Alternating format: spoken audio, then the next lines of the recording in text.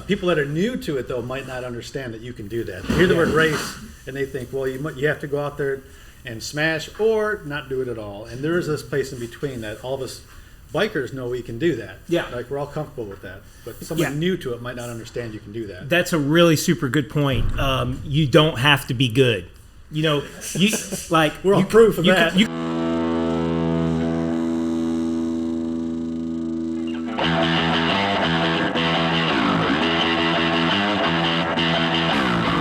Hey everybody, welcome to the first number one issue. Is this an issue? What do you call it? Welcome to the number one soiled cycling podcast. My name is Matt Golson, and here with me is Hank Deiters. Gabriel Arnone. All right, let's take a minute. We'll talk about our host here and what we're doing. We're currently this is live. We're recording live for our first podcast here in the Bike Surgeon, Southern Illinois' premier cycling shop, surrounded by the accoutrements and the characters. The characters that would be in this shop. I am a wannabe cyclist who enjoys cycling and YouTubing, and before that I did a blog for a long time, which actually got me quite a bit of notoriety for a short time. And so let's go over to Hank now. So Hank Deiters, I am a cyclist that does everything I can to stay ahead of Matt Golson in whatever we do. Mountain, Successfully, bike, very successfully. gravel, road, whatever it's going to be, I need to stay in front of Matt. That's my whole mission with cycling. No, I'm just a local cyclist. I like doing all the biking that I can. It's hard to do all of them. So I mainly focus on gravel and road. And right now, a lot of time trial, because I have a time trial coming up. I love the mountain bike racing. Gabe forced me into that earlier this year. And it was an absolute blast. And I want to get back into that as soon as I can, as soon as I have time for it. And this is Gabriel. I'm maybe the cycling industry insight into this when I'm not twisting. He's the insider. Yeah, the insider. When I'm not twisting people's arms into making them race, I guess. I do some racing myself, mostly a mountain biker. I do some gravel on the side and some road when I can hit it. All right. Well, thanks, Gabe. Thanks, Hank. Okay, so our podcast. This was something that Gabe has talked about now for about 2 months, I think, and I thought he was really not that serious, so I didn't really put a lot of thought into it. It sounds awesome. It's something I wanted to do, but it's almost like, he don't really want to do that. He's just messing with me. But now we're doing it, so I actually had to think about it for a minute, and I thought about our purpose. Our purpose, I think, guys, is mostly just Southern Illinois. I mean, we're not going to do news. Nobody's coming to us for racing news about what's going on at Worlds, because there's better places for that. We're just covering what's going on in Southern Illinois. I think we can cover that really well, and kind of the general region and Southern Illinois riders. So it's a pretty dynamic place. We got a lot going on here. We got a lot of riding. We want to make it better. Right, and between the three of us, I think we participate in all these formats kind of all over the region. So between the three of us, we've got everything covered from river to river, even across the river a little bit. So and that's the events all the way through the year, because we're all busy through the winter time and all the way through the summertime. And I don't know what's coming up for you guys, but there's a lot coming up for me in the fall, so I'm looking forward to. I don't have anything on the books quite yet. I actually looked at it today. I think DSR, Dirty South River Bay, is actually the next thing that's like official on my calendar. 2024. Yeah. Well, there's Cannonball, and then there's Yellow Chip Road. We were talking about upcoming gravel races in October. So we got two big ones in October. I don't know much about it. Yellow Chip Road used to be Dirty Kansas, Illinois. I didn't even know this ride existed till Sean Hargis was telling me about it last night. They changed the name to Yellow Chip Road. You ever heard of that? No. Do you know where it is? I don't know anything about it other than it's a race and people know about it. Going to be in the show notes. Most people, check the show notes. And then we have the Cannonball Run. So Cannonball Run's put on by the other Bike Surgeon, the other one which is in That's John Greenstreet's bike surgeon in O'Fallon now. So they do a Cannonball series, and that's going to be a pretty hilly, tough gravel ride over in Chester, opposite side of the state, kind of. So those are coming up. Okay, so let's get into our topics here, guys. The first topic I come up with on the show notes here is what keeps people from riding. So what this was about, I've always really liked group rides. I like big group rides, but the bigger sometimes the harder to manage. I've been doing this ride in DuQuoin, the St. Nick's group ride. When I started 15, 20, I think some nights we had maybe like 25 people. And this group ride had, proper like A, B, and C groups, usually kind of like an A+ group. And I love this ride. It's probably one of the reasons why I moved, because I wanted to move a little bit closer to it. It's like an hour and something from my house where I used to live. But lately this ride's been dwindled down. I've noticed a lot of group rides seem to be kind of losing some ridership, especially in the B and C group rides. So I wanted to see if you guys have noticed that, and if that's something you want to address or talk about, if you have any ideas, or if I'm just lost on that. I mean, I've definitely noticed that. I don't show up to all the road rides. I've been getting invited to like a lot of gravel rides, mountain bike rides, but the road rides I show up, like 4 to 7 is probably where about maxed out. That could be like heat somewhat right now, but I don't know if that. Yeah, well, it's been weird with the mountain bike rides last year. Yeah. When the heat showed up, no one was coming, but I've actually seen quite a good amount of people showing up. So I don't know if that's just a different. So the mountain bike rides, you're not seeing that. Yeah, I'm not seeing that on the mountain bike rides. So well, that's awesome. I don't know if that would make a difference with the road. Yeah, and the schedule for everyone changes this time of year because after school. So people that are in that category are going to struggle with finding the time to do group rides. They're probably still riding. I see them on Strava riding. People ride kind of odd places and odd times I see this time of year. Yeah. But it seems like the spring and early summer is when we have this big bolus of people that want to ride. Yes. Like they're ready to roll. Should we mention what road rides?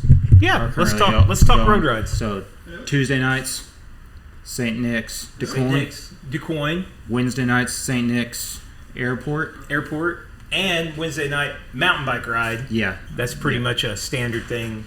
At Touch of Nature.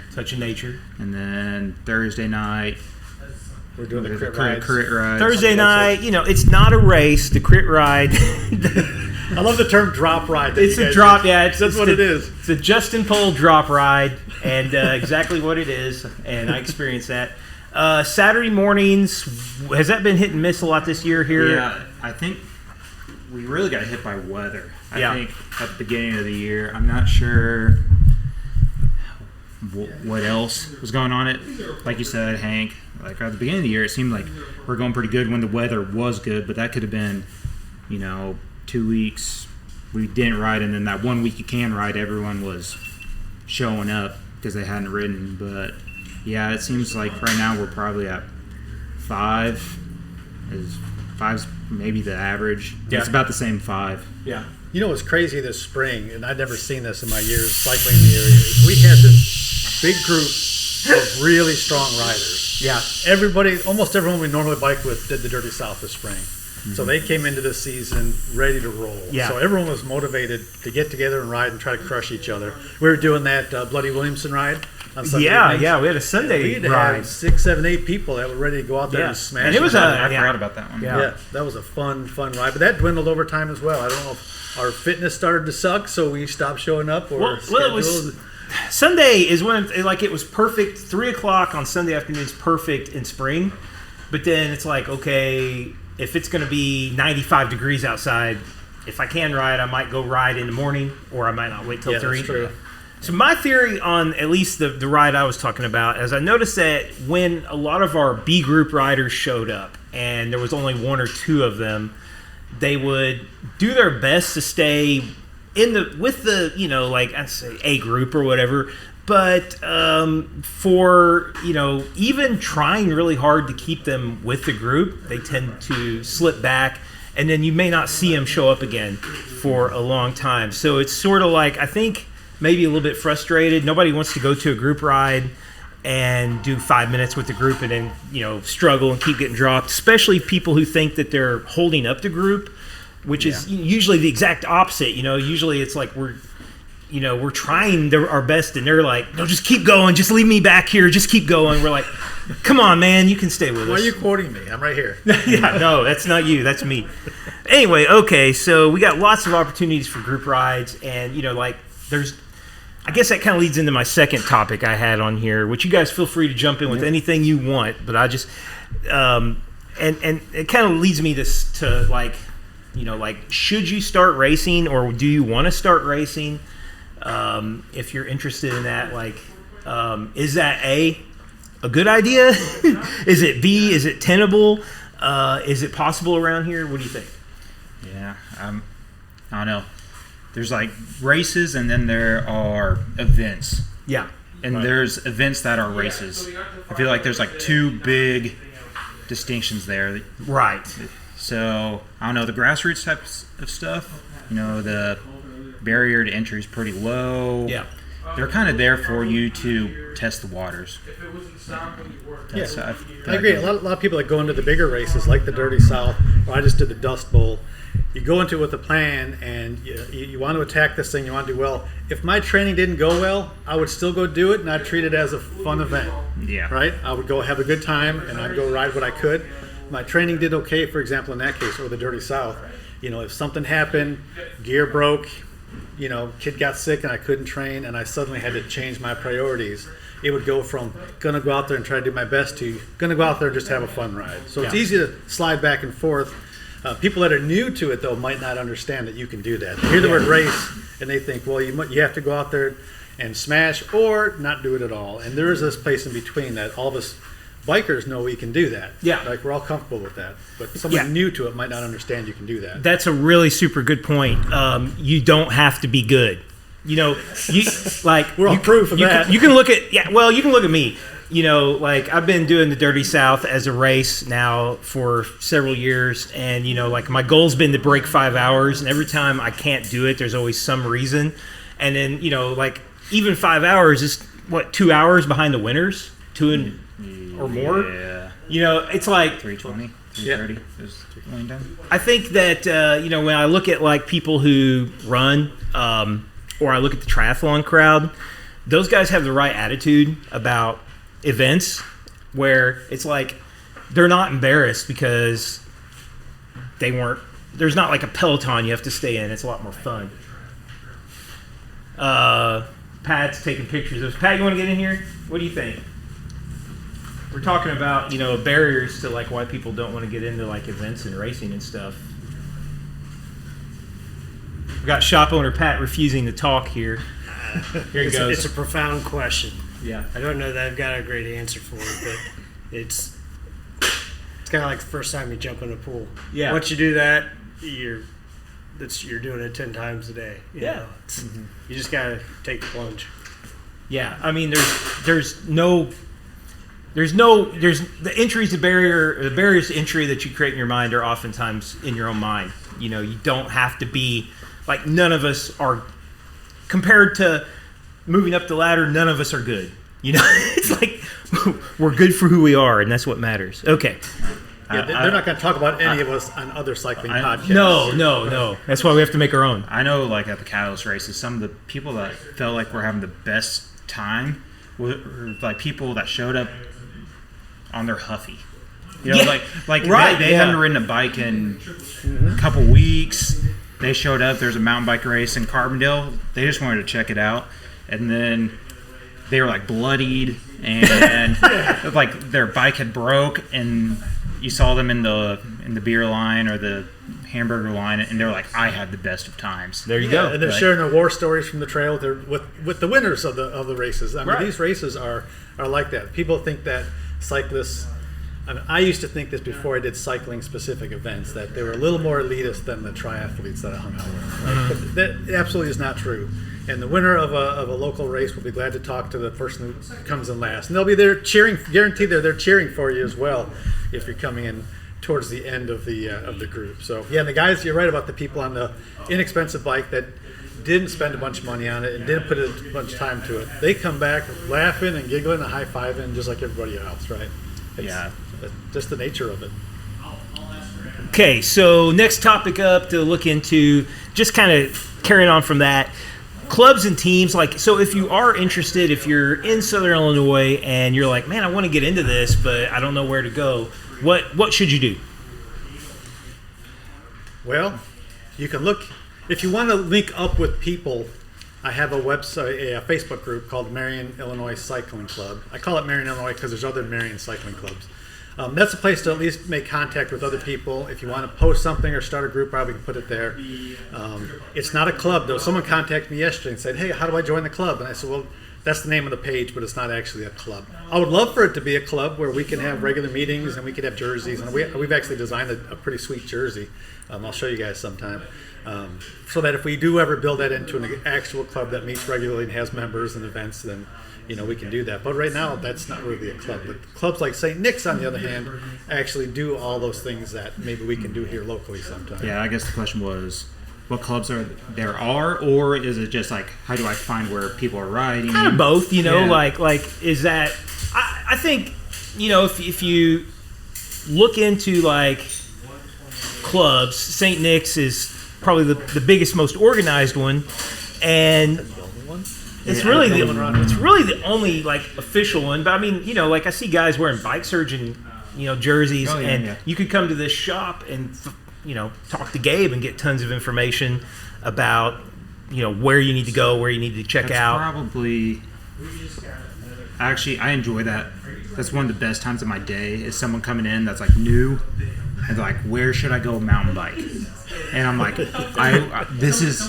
I'm here for this right now. And definitely that's like one of my favorite things is to like help someone new actually get out on the trail. Because I know when I was getting into it, it was like hush hush. Yeah, we used to keep the mountain bike trails secret because technically we usually weren't really supposed to be riding them, so it was sort of like an insiders club. We gave them like secret names like the Blue Goose and Trash Can. Oh, my favorite one, this is a story, we'll throw this in here. One of the trails we used to ride is called Apple Pie because this crazy guy that mountain bikes literally ate an apple pie out of the trash at the start of the trail. Like he found Rick Humphreys, by the way. A lot of mountain bikers, especially back in the 90s, were sort of mentally, ill. I don't know. But anyway, but he found this like beautiful apple pie that somebody had taken one slice out of, and then they'd thrown the rest of it in their campground trash. And he just was like, "Oh, I'm eating that," and pulled it right out. So that's how trails used to get their name. Now they actually have numbers. What trail was that? That's top of One Horse Gap. Okay. That was a spot, and it was where people used to camp a lot. And there was like 5 trails that kind of you could hook up from there. But I don't even ride there anymore. Nobody does because we've got better places to ride for the most part. But that was the 90s mountain biking here. It was like an underground club. You had to know someone to get in. It was like Fight Club. Well, I think it was like I got into mountain biking probably 2018, 19, and it was like right on the verge. Yeah, that was like right on. I kind of figured out like what Strava was. I looked at heat maps. Yeah, and I could kind of see like, oh, there's a ton of little tiny squiggly lines that aren't on a road. They must be mountain biking there. And so I would just go like explore, and eventually I ran into like the Glendale crew. It was like Matt Carey and them, and they were like, "Hey, random guy out in the woods, like, do you want to go have a hot dog and a beer?" Yeah. Like I was like, "Yeah," because I'm lost and I don't know where I'm going, and. Actually, Matt Carey drove me back to my car. They were at the Dixon side. Yeah. And I had parked at Glendale, and it was like nighttime, the time we'd all ate and stuff. So shout out to Matt Carey. Give me a ride. Yeah, Matt Carey has done a lot for mountain biking here, for sure. Man, that guy has put in a lot of time keeping Glendale and making it what it is. Okay, well, hey, I think that covers that. So that's most of the main topics I had. I had 3 funny Golson stories, which I don't know if I want to throw this one out there because once, I did a video where I made fun of through axles, and Gabe here was like, through axles are the bomb, and they're way better. And I'm still not a big believer. So we're going to transition over to kind of like tech talk now. I guess this is Tech Corner, but through axles, I think they're Tech Tip Thursday. Tech Thursday. So this funny story, but I recently did like a week-long ride with kind of like a touring ride, pretty low-key. This is pretty laid back. But one of the riders had a Turbo Creo, which is a really nice specialized e-bike, and they had a flat. Somehow they had a flat on their 32 Gator Skin Ultra tire or something. But anyway, no one on the ride could figure out how to get the through axle back in. Like it just, they sit there and spun it. Were these people of a certain age? These were all old people. Yeah, these were very old people. And so I saw the bike being rolled in. First thing I thought was dead battery. And I'm like, ha, ha, ha, dead battery on your e-bike. But then I found out that they couldn't get the through axle started. And I'm like, oh, okay. And, I started looking at it. And it took me about 5 minutes of playing with it to finally get the through axle started. And I kept thinking, I'm like, if only we had Gabe here, he could master this through axle. But that's never happened. I don't know if anybody's ever really had that problem with like a regular old quick release wheel, which are much better. Yeah. I've had to struggle with the through axle where you couldn't get it to thread on the other side when I was first fiddling with them. And I'm putting pressure and adjusting, and I couldn't figure out. I thought I was going to strip that thing out. I didn't know. It's tricky. I do think like the quick release axle, because it has just more pieces, can be confusing for newer riders. Like the through axle, you got to take that thing out, then you can lose it. Yeah. So the through axle is maybe easier in principle, but you can have like those mess ups. Like, man, why aren't my threads? Well, and also you can mess that up. Like a through axle isn't an inexpensive. It was like probably $40 for a through axle. But I know being in the shop, I see a lot of quick releases not installed correctly. Not in the frame all the way. Not in the frame all the way. Crooked. Also, just most people don't know how a cam works, so it's just like tightened up. And I've had wheels come off before on the quick releases. I didn't snug them up far enough. It was crooked on one side. A through axle won't do that. Usually. Yeah. I can't imagine a way of failing on a through axle, but on a quick release, there's potential for it not being snugged up properly, which I've done that. So I prefer the through axle because I feel like I can pound on that thing. It's not going to go anywhere. Yeah, for sure. Even in the shop, there's sometimes a through axle that comes in and you're like, I'm about to strip a thread, or like, why isn't this not going in straight? Yeah. I have to look from the other side. Well, we'll just have to leave that. I guess pros and cons. Yep. Okay. So what ended up happening with you got it figured out? I did. They were blown away because they had been literally out on the course for like 15, 20 minutes fiddling with this. Like every rider in their group, there was like 6 or 7 of them. This is a ride where like only really 2 of us have modern bikes. Everybody else is riding like 90s era touring bikes. So, I mean, there's most of these folks, they're not really up to like bike tech, they got into it and they haven't really progressed, they're still riding like steel road bikes, which is cool. I mean, but these are like touring riders, right? They're weird, like you pay somebody $500 so that you can go on a ride and they'll carry your gear, but then you go ahead and put panniers on anyway so you can carry your gear and ride 12 miles an hour. Were you on a modern bike? Well, leads me to Golson story number 2. I took I've been riding my old Cannondale CAD 9. Yeah, I mean, calling it a modern bike is pretty modern in a lot of ways. It's 9-speed. The bike is aluminum, and CAD 9s they're pretty awesome frame and everything. But I rode that bike for a week, and then I come home and jumped on my Tarmac, which is got newer 11-speed parts on it. And I was blown away by the difference in like just the feel of the ride. All the little things that were driving me crazy. So like the cables coming out of the shifters, they come out of the side of the shifters. Like STI. The old STI, the cables didn't run underneath the bars. And I wore the skin off my thumbs from those cables. Like I was constantly hitting those all day long. And I was like, why?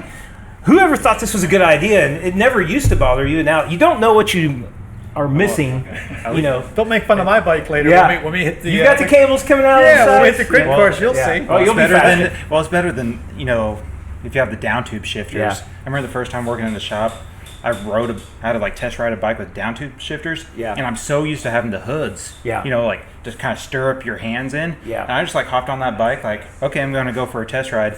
And I about lost a hand, like off the front, because they have a 1/2-inch little hook. Yeah. For your hands on the brakes. Yeah. I didn't even know that was a thing. Yeah. I'll show you another one like that on my time trial bike. Yeah. Next time I bring it into the shop. That's my setup. That was a down Oh, tube yeah. Cannondale from the early 90s. So Yeah, got very small, those hoods. tiny Yeah. hoods, no tops. Just Yeah, just the yeah. little tiny hook.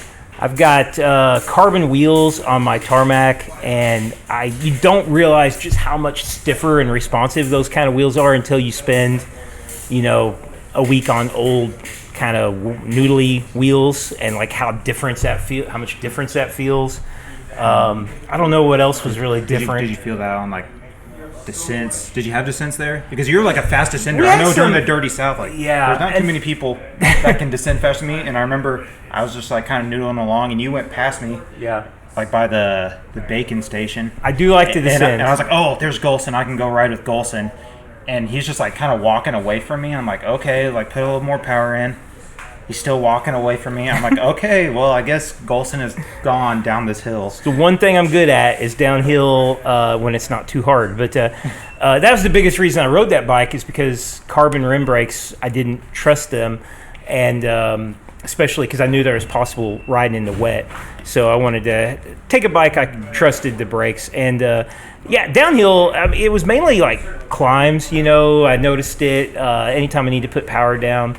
There's the gear. Having 2 extra cogs on the back. I found myself shifting a lot more on the 9-speed, I think, because it's just less gears to choose from. The shifting was nowhere near as smooth. So, but also it's an old bike. But it's really there's a lot. I'm kind of a bit of a curmudgeon. I like to slam on some stuff like disc brakes on the road. I've never really thought those were important, but now I kind of wish I had them so I could have my carbon wheels and good brakes at the same time. So I can see why people like that. But So are you endorsing that ride you did, or? I love that ride. Yeah. Opinion? I love that couldn't ride. tell. I love that ride. It's called Zoba, and it's kind of like the opposite of Ragbri. I've done it a few times. It's like instead of 50,000 people, it's 50 people, and they're just super chill people. And what I love about it is I'm the fastest person there. So like, It's always a good feeling. it's always a good feeling to be the fastest person there. I'm the Does Justin know that feeling? Oh, yeah. He probably does. Since Nico left. Okay. What else we got? Do you want to do Dustbowl? How was that ride? Yeah, we need Hey, we're going to transfer into ride reports now. So my most recent race was the Dustbowl 100. It's a 100-mile gravel race. My longest one. Previous to that, the Dirty South at 100 kilometers was my longest. So this was a big effort for me. I spent about 4 months really planning the training for that. And it had 60 miles of gravel and 40 miles of back road. And I didn't think that was much. I thought, that's it, 60 miles of gravel. I was done with the gravel by the end of it. First time in an event, doesn't matter how long the ride is, I've never had hamstring cramps like I had during that. I think the first 60 miles, my average was still about 19 and a half. I had some fast groups to hang with, and I think I paid a price later for that because that was above my actual talent. Yeah, so 80, 85 miles in, I was doubled over with some screaming hamstring cramps. Do you think it was worth like being with those groups though, like maybe burning those matches? Yes. Even though you ended up maybe losing a little bit of time on the back end? If I could go back and do it again, I probably would have done the same thing, but I would have been a little heavier on my nutrition earlier on. I had a plan. It was hard to stick to it because I was in these groups that were fast. And we were in pace lines going through gravel, through roads I hadn't been on before. And the gravel out there in Indiana, so this was southwest of Indianapolis, the gravel was the most marbly gravel I've ever been on. It was roly-polies. It was loose. So when you're on the gravel, you sat behind someone. Real gravel. Yeah, and you didn't move. Brutal. It was. I mean, Dirty South has some really cool changes and different terrains. Wettest, Brutalest gravel. This is a tribute. It was slick. It was slippery everywhere you went, and it was dry, but I mean, just the way that gravel rolled around. I've never seen that many wrecks. They were all over the place. Oh man, I got a couple of them on video. I put on my video, but I saw some bad ones. Hank has a really excellent video from this ride where you can feel like you're in the ride if you didn't go do it. You can hear my slobbering and breathing over my camera the whole time. Were you using the mouth for that? Yeah, using the bite mouth. Hank's the only person I know. He's got like a mouth mount, like you hold I've never seen this. Yeah, I the did not even know it was vegan cyclist and Jeremiah Bishop do that. And I thought, well, if I want to be a good biker, I need to do the same thing. I don't even, it works really well because it feels like you're getting the point of view of the rider and better than pretty much anything else, because the helmet cam, you're kind of looking down, the chest cam, you're looking, it's kind of weird, you're like inside their stomach. But the mouth cam is like almost exactly where the eyes are. Yeah. And somehow you can ride and do that. And I feel like I'd slobber and you think couldn't you're catch going my to breath. have trouble breathing, but you don't. You actually, the size of it makes it so you can breathe very well. Wow. I can talk. My talking's a little bit garbled sometimes through it, but I can breathe through it. You'll hear me slurping and spitting once in a while. But anyway, that race was phenomenal. It's the biggest bike race I've been to. How many riders? 850, I think. And they do something really neat. They set aside 200 slots for I think it's 200 slots for women. Oh, and at the end, they had filled up, but they had slots reserved that they wanted more women to come out to the race. So that's awesome. There was a big push, and they have different sides, 100, 80, 60, 40, something like that. Yeah. And they kick off at different times. But a huge event, well organized, big band, big food. I mean, that's a big event. I have never done that, but I was talking just last night to my good buddy Sean, who did do that race, and I can attest that he is cramped up like crazy, and also most of the riders with him were cramping up. I don't know what it is about that race that seems to cause intense cramps, but I think there's not many changes in elevation. Like there's the second half, you start to hit some hills. The first half, it's pretty flat, and so you're just staying at a steady cadence, steady tempo, steady effort, continuously. How was their aid? What's that? How was their aid? 8 stations. It was good. They were back heavy, so really it was like 50, 60, 80, 90. Like they were back heavy because you didn't need them early on. Yeah. So they were good. They had all kinds of food there. They had goos, they had pickle juice, they had Cokes, they had chips, they had bars. That's always kind of like what I always have to figure out with Dirty South. Yeah. It's like really like probably I only need 3 bottles like that whole ride. That's like kind of hard to easily carry 3 like bottles. Doing the weird bib pocket bottle thing. And so then I did 3 bottles on my bike. I did a 70-ounce Camelback, and I probably refilled 3 or 4 bottles. So it's hot. You went through a lot. I went through a lot. Way more fluid than I thought I would. But I was glad for those 8 stations. You think at 80 and 90, what's the need for redundancy? I needed it. I was glad that those were there. that was paramount for me to make it to the finish line. Yeah. That's awesome. But fun event, huge event. It was great. But it was not the most interesting scenery because it's, gravel roads in rural Indiana. Right? But it went through covered bridges. And like I said, the second half, there was a lot more hills than I thought there would be. It was pretty impressive, actually. So, fun event. Speaking of events, we have a local rider, one of our good solid soil riders, Adam Scrow, who is getting ready and Michael Norris, getting ready to take on Leadville 100. I hope to maybe get a report from them in our next episode, coming sometime in 2024. I don't know. Every few weeks, every month maybe. Yeah, whenever Gabe calls us all in here again. Yeah. No, I think they'll do well. I was on the phone with they were smart. They got there early. Yeah. They've been acclimating. Yeah, hopefully they've got acclimated. I think that's like the only thing that could hold them back. Yeah. Is like, but the Columbine climb. Yeah. If you can survive that part of it, you'll survive probably the rest of it. But they're both super strong. It'll be interesting to see how someone as good as those two are. I mean, they're fast, both of them, very fit. Compared to world-class athletes coming out to that event, it'll be interesting to see. Well, they were riding with Lachlan. Yeah. Really? Yeah. Yeah, they had photos on their Facebook with Lachlan Morton, so that was pretty awesome. Actually know him, not personally, but it's like, hey, he's a famous guy. Yeah. Pretty cool. Yeah, and from the videos, it looked like they rode with him. Actually rode with him for a little bit. It wasn't just like, I see you take a picture with me. Like, they actually got a little bit of variety in That'll there. be. So, I'm sure they'll have some interesting tales when they come back. Look forward to that. Cool. and but there's a couple races maybe coming up and that have been released. There's the Catalyst races and the Cannonball. And Okay. I don't know anything about. Tell me about Catalyst. Well, Catalyst races are at Touch of Nature this year. At least they're calling it the Fall Series. Okay. So, The fall series. yeah, I didn't know a that. 2-race series. 2-race series. Yeah. This is mountain biking, touch of nature. Yeah, so September 9th and October 28th Okay. is what they have planned right now. Registration is not up, though, from the looks of it.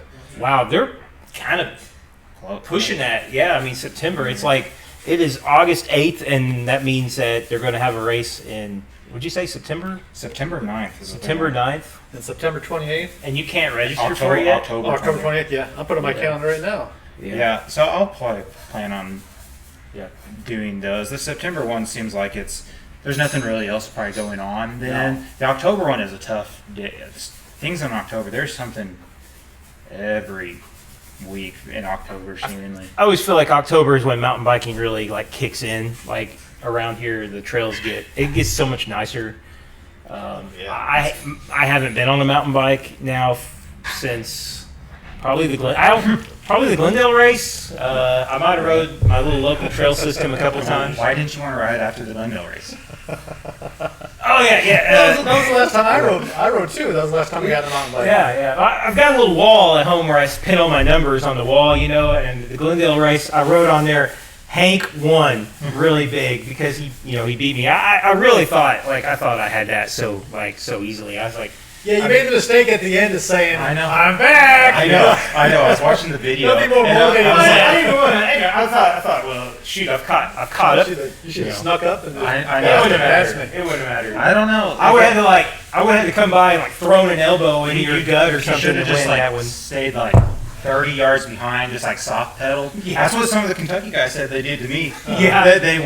They saw me They sniped. and then they waited for me to take a drink and then they went. They're like, yeah, we're trying not to coast back there. So Hank's way fitter than me, but I have mountain biked more, and I thought that would give me a pretty big advantage. But actually, in the technical stuff, I sucked hard on this race, and that's where I lost him, and I had to fight really hard to catch back up to him. And then I thought, man, this is gonna be so easy. I've caught him. I'll just blow by him and laugh the whole time. And then when he knew I was behind him, it was like he found 2 or 3 more gears. So Was that in all sections or just the non-technical section? it was in the non-technical section there. Well, when I sucked in all the sections. But yeah, I was catching him probably actually in the non-technical sections in a way. I think turning. I was catching you in the turning part before we got to the Lower Bluff Trail. I think I was maybe turning a little faster, but really, fitness guys is hard to, My goal And there was a spritz of motivation for me not to Yeah. get passed by you. Yeah. I discount that. That was Yeah. important. I definitely had the goal of I can't let Hank beat me. I was nowhere near And you. well, you completely I don't know. You beat me at the dirty by 50 minutes or something like that. So Oh, that's different. it was with the mountain biking, I was like, I have to go out and if I see Hank, I have to bury myself. Yeah, that'd be bad if I were to be on your tail or anywhere around you on a mountain bike race. That'd be a bad day. So, well, Hey guys. Take a pause. Yeah, I will definitely edit this out. that's right. Okay, what else we got? An hour or so. We have. It's about time for me to suit up for Yeah, me tonight's too. race. Gotta get warmed up. Us old timers need some time to warm Yeah, up. yeah. You gonna race tonight? I think I'll be there. Oh yes. He said it. Yes. It's on audio. I think I will show up. I have to wear my lucky shorts. Yeah, he's got his race shorts tonight. We're heading out for our local crit race ride, drop ride. Yeah. Not a race. Not a Not race. Yeah. So if you're ever in the neighborhood, come check it out. It's tons of fun. And if you're suffering, just take a breather, and the group comes back around, and you hop back on, and you suffer some more. And it's a lot of fun. And if you have questions for next episode, send them to Golson. Oh yeah, we want questions. We need mail.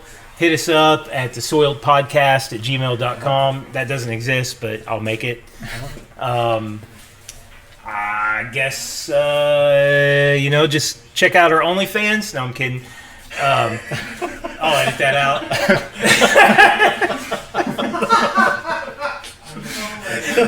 Be sure to support us on Patreon. What else? Bring Pat a PDR. Want to thank Bike Surgeon for letting us record this today. Thanks, Pat. I want to thank our mechanic background audience back there for the background noise. Yeah, no problem. No problem. Really good. And anything else? No. Yep. All right, guys. Thanks for listening. This has been Soiled #1. Later. I can't believe my battery didn't die.